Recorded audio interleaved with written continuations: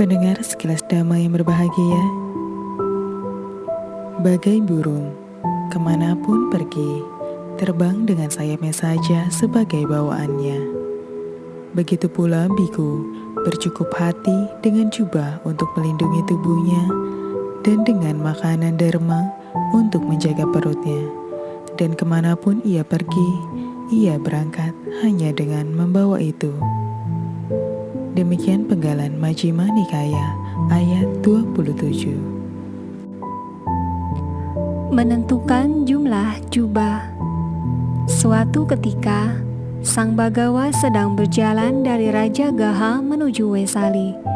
Di perjalanan, Sang Bagawa bertemu banyak biku yang membawa jubah dalam buntalan-buntalan di bahu, kepala, dan pinggang mereka.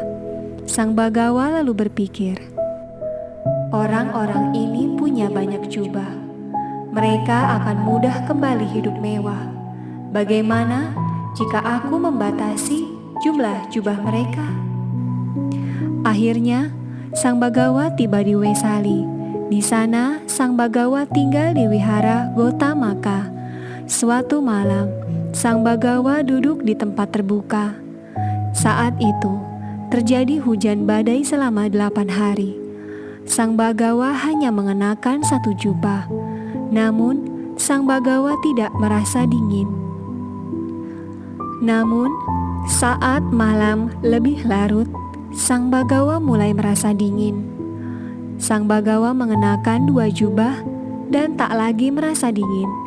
Saat dini hari, udara kembali terasa dingin. Sang Bagawa lalu mengenakan 3 jubah dan merasa cukup hangat.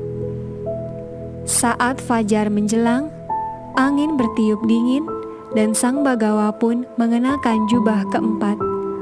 Semenjak itu, Sang Bagawa membatasi biku untuk hanya memiliki 3 jubah yang terdiri dari 1 jubah bawah, 1 jubah atas, dan 1 jubah luar yang terbuat dari kain tambalan dengan ketebalan ganda.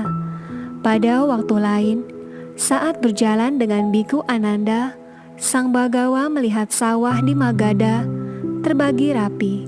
Sang Bagawa berkata, "Ananda, apakah engkau melihat tanah itu disusun dalam kotak-kotak, tersebar dalam lajur-lajur dengan batas garis saling silang?"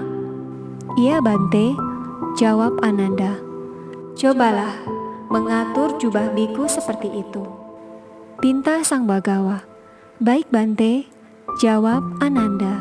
Nantikan sekilas Dhamma episode berikutnya yang berjudul Sejarah Hari Katina. Sekilas Dhamma spesial kisah hidup Sang Tathagata akan hadir selama 100 hari menyambut Hari Waisak 2562 tahun 2021. Sekilas Dhamma dapat didengarkan melalui Spotify dan channel YouTube Cetya Dhamma Dayada dengan kata kunci Sekilas Dhamma.